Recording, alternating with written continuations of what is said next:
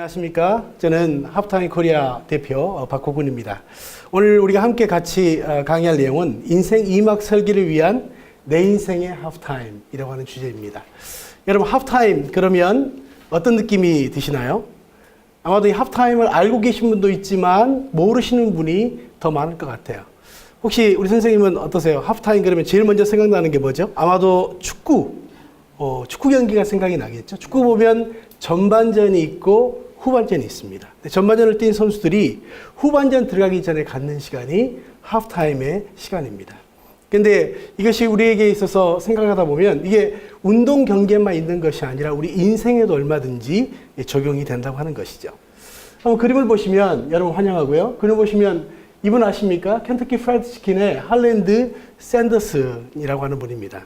여러분 잘 아는 것처럼 이분은 켄터키 프라이드 치킨을 만들었는데 이분이 켄터키 프라이드 치킨을 65세에 만들게 됩니다. 그리고 그 당시에 $105의 굉장히 적은 돈으로 이제 설립을 하게 되고요. 그리고 이분이 108번이라고 하는 굉장히 많은 거절을 극복하고 결국은 세계적인 기업을 이루게 됩니다. 그래서 이분이 65세에 시작을 해서 결국은 93세까지 세계적인 기업을 이끌게 되죠. 요즘 아마 65세 새로 시작해서 뭔가를 이룬다는 건 결코 쉬운 나이가 아니지만 이분은 65세에 시작을 해서 세계적인 기업을 이루었습니다. 보통 요즘 우리가 몇 세 시대라고 이야기합니까? 100세 시대라고 이야기하죠. 여러분 100세까지 사실 수 있을 것 같으세요?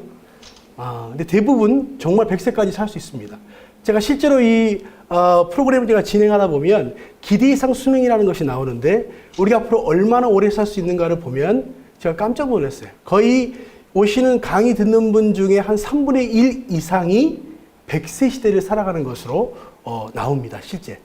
근데 이분은 우리가 외국분이긴 하지만 한국분을 보시면 이분이 차사순 할머니란 분입니다. 혹시 이분이 기억나세요?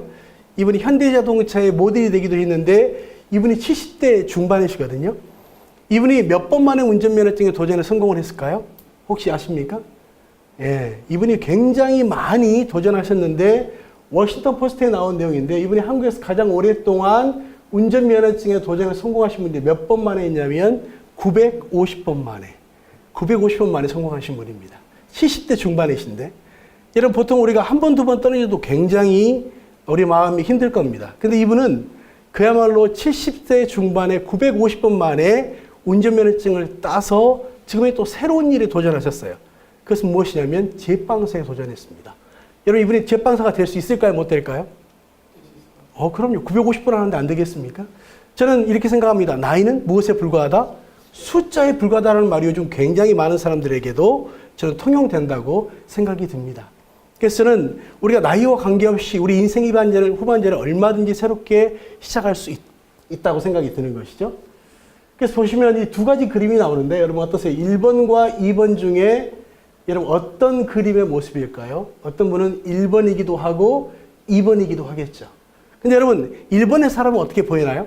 굉장히 뭔가 목표를 향해서 열심히 가고 있는 그런 모습으로 보이죠. 두 번째 사람은 어때요? 보기만 해도 굉장히 지쳐있지 않습니까? 여러분 똑같은 삶을 사는데 어떤 사람은 굉장히 하루가 즐겁고 이게 기쁜 삶을 사는 사람이 있는가 하면 어떤 사람은 굉장히 지쳐있는 모습의 삶을 살고 있는 사람이 있다는 거죠. 근데 그 이유가 무엇이냐면 우리가 똑같은 환경이지만 무엇을 보느냐가 굉장히 중요합니다.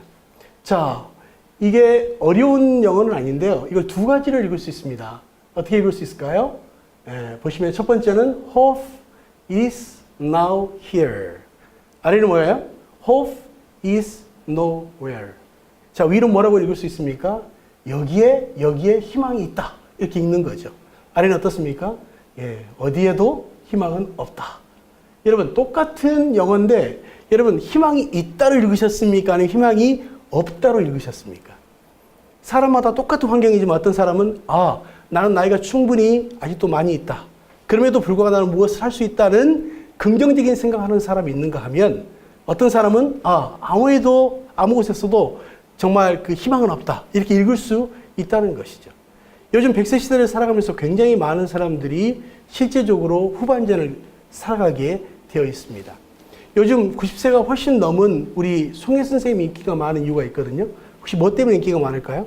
첫 번째 이유는 무엇이냐면 집에서 밥 안 먹으니까. 왜? 전국 노래자랑 하시기 때문에 90세가 넘어도 집에서 밥 안 먹으니까 사모님이 너무 좋아하신다는 거예요. 두 번째 이유가 뭐 때문일까요? 두 번째, 90세가 넘어도 돈을 잘 버니까. 이 두 가지 때문에 굉장히 인기가 많다는 거죠. 그래서 요즘은 우리 조기퇴직, 명예퇴직이 굉장히 많잖아요.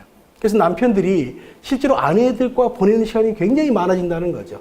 그래서 요즘 그런 유머가 있습니다. 집에서 한 끼도 안 먹는 남편을 뭐라고 이야기할까요? 영식님. 한 끼도 안 먹는다는 거죠. 한 끼 먹는 남편을 일식씨 그렇게 이야기합니다. 두 끼 먹는 남편을 두식군.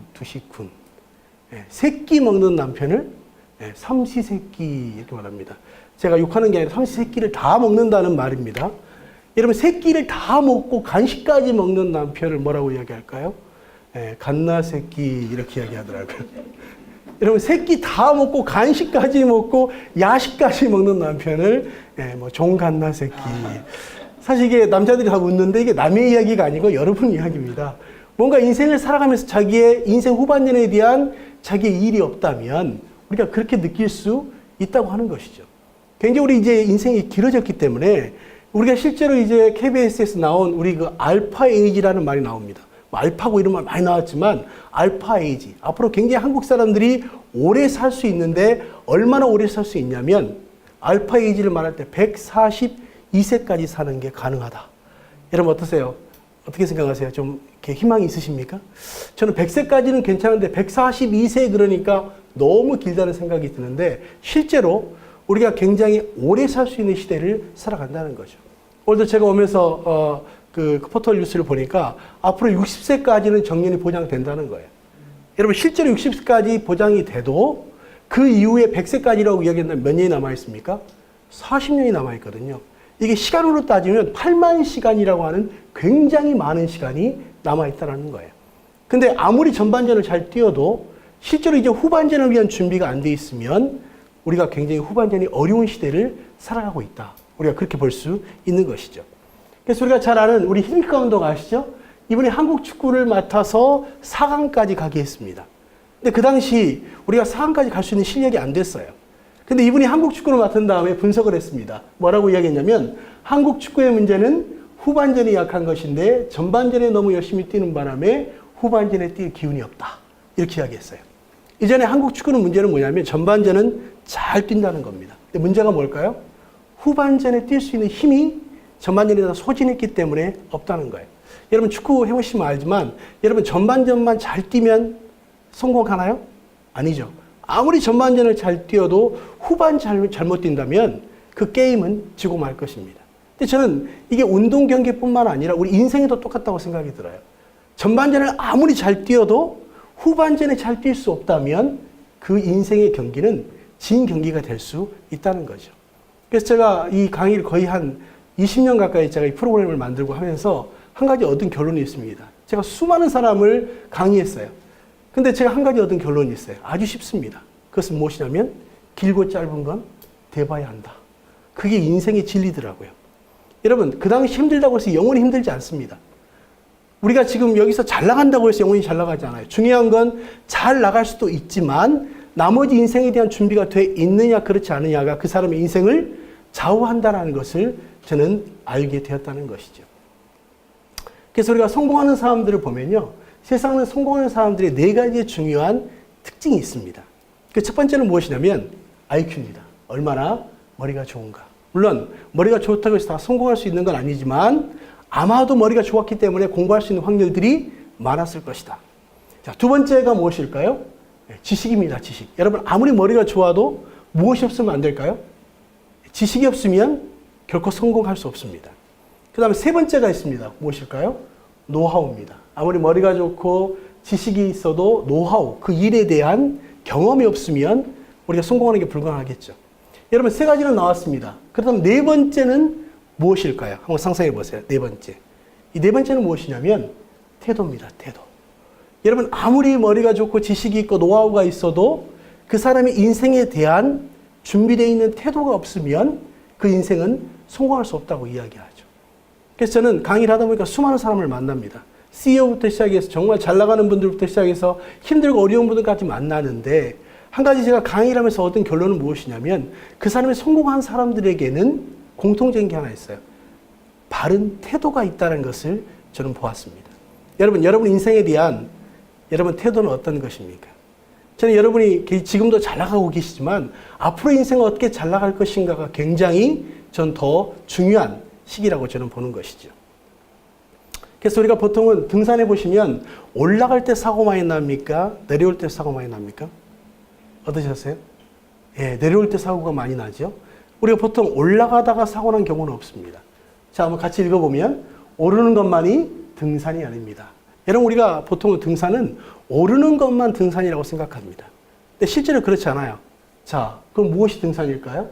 자, 하산도 등산입니다. 많은 사람은 오르는 것만 등산이라고 생각하지만 실제로는 우리가 하산까지 잘 해야 등산이 마무리가 되는 거죠. 근데 제가 한번 질문하고 싶은 건 무엇이냐면 여러분 올라가는 데는 굉장히 많은 시간이 걸립니다. 근데 실제로 정상에 머무르 있는 시간은 긴 시간입니까? 짧은 시간입니까? 짧은 시간이죠. 근데 언제 문제가 생기냐면 올라가는 시간을 굉장히 많은 시간을 협의해서 올라가는데 노력해서 올라가는데 중요한 건 정상에 머무르 있는 시간이 오래일수록 문제가 됩니다. 왜 그럴까요? 이제 하산의 시점을 놓치면 어두워지고 길을 잃을 수 있는 가능성이 많아진다는 거예요. 여러분 저는 이것이 우리 인생에도 적용이 된다고 봅니다. 우리가 성공하는 자리까지는 굉장히 많은 사람들이 힘들게 오르거든요. 근데 중요한 건 거기만이 자기 인생의 목표라고 생각할 때 많은 사람의 인생의 문제가 되더라고요. 우리가 이렇게 말하면 알만한 회사가 있습니다. 아주 대기업입니다. 근데 거기 회장님을 제가 알고 있는데 그분이 그 일을 다 놓고 은퇴한 다음에 거의 몇 주 동안 실어증에 빠지더라고요. 왜? 자기가 정말 어떤 그 자리에 있을 때는 성공한 자리처럼 여겨졌는데 그 자리를 벗어나서 아무것도 할 수 없을 때 나는 과연 지금까지 무엇을 위해 살아왔는가에 대한 질문을 갖기 시작하게 되는 거죠. 근데 저는 살아가면서 가장 중요한 건요. 전반전도 중요하지만 우리 인생의 후반전을 어떻게 뛸 수 있는가가 저는 더 중요하다고 봅니다. 그래서 이게 대륙의 부실공사라고 해서 나온 인터넷의 그림인데요. 이게 중국입니다. 우리가 보통 우리 한국은 건물이 무너집니까? 넘어집니까? 우리 무너지지 않습니까? 근데 중국은 무너지는 게 아니라 넘어져 있더라고요. 근데 이걸 가까이 가봤더니 자 보시겠습니까? 자 바닥이 어떻게 됐나요? 지하를 파지 않고 맨 땅 위에다가 20층을 세워놨네요. 자, 이 건물이 이렇게 넘어졌는데 여러분 이 건물을 세워놓으면 다시 살 수 있을까요? 저는 그냥 줘도 싫을 것 같아요. 이거 어떻게 무서워서 살겠습니까? 아마도 이 그림을 보면 두 그림이 비슷한 시기에 만들어진 것 같은데 저는 보면서 그런 생각을 했어요. 이거 두 개도 아마 넘어질 수 있는 확률이 많겠다. 저는 우리 인생을 살아가면서 굉장히 많은 사람들이 뭔가를 이루는데 그 다음에 인생이 완전히 무너지는 사람 저는 많이 봤습니다. 넘어지는 사람 많이 봤어요. 그래서 저는 우리가 지금까지 살아온 인생도 너무 중요하지만 나머지 인생에 대한 구체적인 준비가 되어 있는가 그렇지 않은가가 우리 인생의 전체를 저는 가늠할 수 있다. 그렇게 이야기할 수 있겠습니다. 그래서 보면 우리가 대부분은 은퇴의 시기는 다 옵니다. 누구도 은퇴하지 않은 사람은 없겠죠. 근데 은퇴의 시기가 온 다음에 이제 그 자리를 만약에 떠나게 되면 사람들은 무엇의 혼란을 느끼냐면 정체성의 혼란을 겪게 됩니다. 우리나라는 참 재밌는 게 뭐냐면요. 한 번 장관하면 우리는 그분이 죽을 때까지 뭐라고 불러줍니까? 장관이라고 불러줍니다. 학교 한번 총장하면요. 영원히 총장님이라고 불러주는 나라가 우리나라예요. 근데 여러분 중요한 건 그분이 호칭은 있지만 실제로 총장이고 장관일까요? 아닙니다. 자기의 아이덴티티를 빨리 찾는 게 굉장히 전 중요하다는 생각이 듭니다. 그래서 보통은 저는 우리가 인생을 살아가면서 내가 누군가라는 질문이 굉장히 중요하다고 생각해요. 자, 오늘 보니까 다 멋진 분들만 계시는데요. 여러분 세상에서 가장 아름다운 사람 12글자거든요. 12글자를 한 글자로 축약하면 뭐라고 이야기할 수 있을까요? 뭘까요? 예, 납니다. 두 글자로 말하면 뭘까요? 예, 또 나. 여러분 세 글자로 뭐라고 하고 있어요? 세 글자. 예, 세 글자는 역시나. 그럼 네 글자는 뭐라고? 네 글자. 그래도 나. 그럼 마지막 5글자는 뭐라고 얘기할까요? 예, 다시 봐도 나. 여러분 제가 5번의 질문 중에 공통적인 한 단어가 있습니다. 뭡니까? 나요, 나. 내가 누군가를 알아야 돼요. 내가 뭘 잘할 수 있고 내가 어떤 일을 할 때 보람 있고 내 인생을 의미 있고 가치 있게 살 수 있는가에 대한 자기 인생에 자기 자신을 찾아야만 우리 인생 후반전의 구체적인 목적을 향해서 갈 수 있다고 하는 것이죠.